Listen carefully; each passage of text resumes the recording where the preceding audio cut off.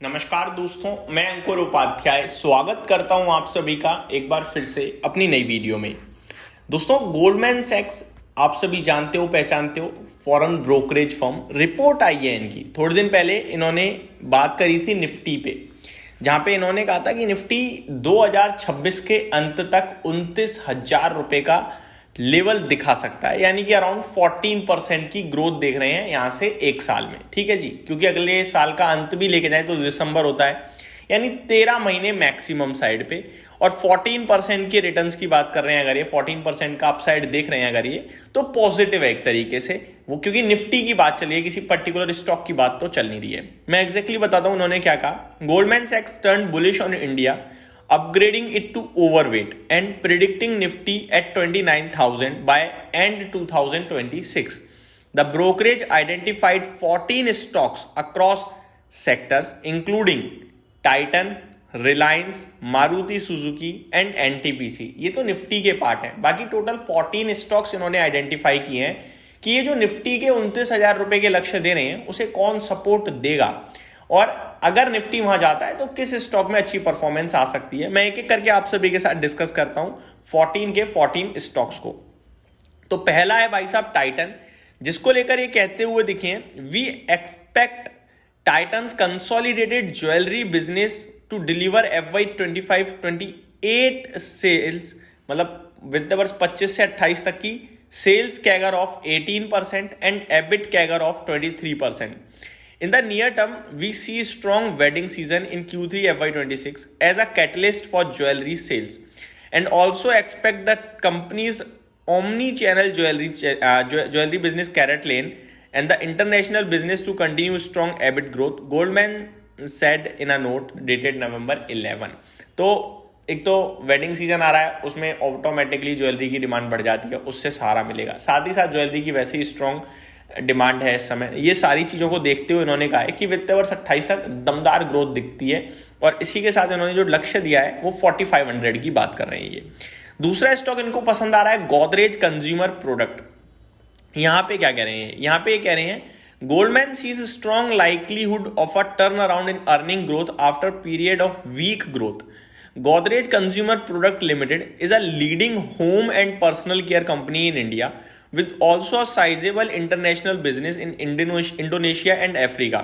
Our investment view is driven by our expectations that Godrej Consumer is poised to turn around in volume-led revenue growth, driven by market share gains in home and insecticides, driven by scale up of the new formulation and categories. तो overall देखा जाए तो ये positive लग रहा है, क्योंकि personal care home से रिलेटेड काफ़ी पॉजिटिव है, और यहाँ पे कह रहे हैं कि बड़े लंबे समय से जो वीक परफॉर्मेंस थी अब स्ट्रॉन्ग आनी चाहिए। इसी के साथ इन्होंने जो टारगेट दिया है इस पे वो करीब 1425 रुपए के लक्ष्य की बात कर रहे हैं। तीसरा स्टॉक इन्हें पसंद आ रहा है न्यूलैंड लैब, और ये बहुत भागा हुआ स्टॉक है, मैं आपको ये भी बता दूं, बहुत चला, बहुत आउट परफॉर्मेंस दिखाई है इसने।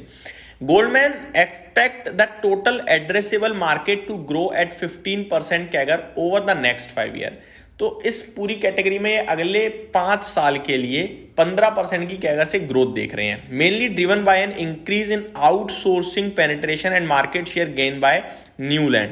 The brokerage expect multiple growth catalyst for the company from second half of 26 onwards. These include ramp up of bempedoic acid supplies from the newly expanded Unit 3. तो ओवरऑल ये काफ़ी पॉजिटिव है इसके ऊपर भी, और इसी के साथ इनका जो लक्ष्य इस पे है वो है 19,700 का। पीरामल फार्मा पे भी ये बुलिश है, और टारगेट इनका मेरे को दिखता है यहाँ पे 250 रुपए की बात कर रहे हैं ये। फिफ्थ स्टॉक इन्हें जो अच्छा लग रहा है वो है हेवल्स इंडिया। ये भी इन्हें पसंद आ रहा है, जीएसटी कट वगैरह का रिलीफ मिलेगा, आगे को लेकर पॉजिटिव है। और इसी के साथ ये जो एक व्यू बना रहे हैं वो व्यू बना रहे हैं 1740 रुपीज़ की बात कर रहे हैं। सिक्स्थ स्टॉक इन्हें जो समझ में आ रहा है वो है इंटर ग्लोब एविएशन यानी कि इंडिगो, जहां पे ये कह रहे हैं गोल्डमैन सैक्स highlights strong structural tailwind supporting long term growth. It believes the airline markets share gains during the COVID period from 48% in February 2020 to about 64.5% in August 2025. तो मार्केट शेयर तो ऑब्वियस है इस समय इंडिगो का, मतलब next level ये 64.5% का market share है। और ये लॉन्ग टर्म की बात करें तो यहाँ पे एक व्यू बना रहे हैं 6,000 रुपए के करीब का। सातवां स्टॉक है पीटीसी इंडस्ट्रीज, इस पे भी ये काफ़ी पॉजिटिव अर्निंग्स का इन्होंने एक तो जिक्र किया है कि काफ़ी पॉजिटिव दिख रही हैं, और इस पे इनका जो व्यू बन रहा है वो 24,725 का बन रहा है। नेक्स्ट है one of my favourite, all time favourite, solar industries, काफ़ी बार डिस्कस किया है मैंने। यहाँ भी गोल्डमैन सैक्स पॉजिटिव है और 18,215 की बात कर रहे हैं। नेक्स्ट है मेक माई ट्रिप, आहा बड़ी गिरावट हुई है इसमें भाई साहब, बहुत दिक्कत दी है इसने, अब कहीं जाके किसी को पसंद आना शुरू हुआ है। मेक माई ट्रिप पे भी ये पॉजिटिव होते हुए दिख रहे हैं, हालांकि मेरे को यहाँ पे कोई मतलब कोई अनुमान नहीं दिख रहा कि कितने लेवल की बात कर रहे हैं, बट पॉजिटिव दिख रहे हैं ये इस पे। आगे आगे बात करूँ मैं आप सभी के साथ, तो इटर्नल पे भी ये पॉजिटिव होते हुए दिख रहे हैं, और इटर्नल की बात करें तो 390 रुपीज़ की बात कर रहे हैं ये। 11th स्टॉक है रिलायंस इंडस्ट्रीज, जिसपे बुलिश है ये, जहां पे ये कह रहे हैं 1795 तक जा सकता है। अगला स्टॉक 12वां है एनटीपीसी, एनटीपीसी पे बुलिश है, 450 रुपीज़ की बात कर रहे हैं। ऊनो मिंडा पे बुलिश है, 1480 की बात कर रहे हैं। मारुति सुजुकी पे बुलिश है, 19,000 की बात कर रहे हैं। तो ये 14 स्टॉक है जो उन्हें पसंद आ रहे हैं। एक चीज़ जरूर बोलना चाहूँगा दोस्तों कि जब भी कोई ब्रोकरेज फर्म किसी स्टॉक को डिस्कस करती है आप सभी के साथ, उसका ये मतलब नहीं होता आप जाके कुछ भी एक्शन ले लो। इनका काम है रिपोर्ट निकालना।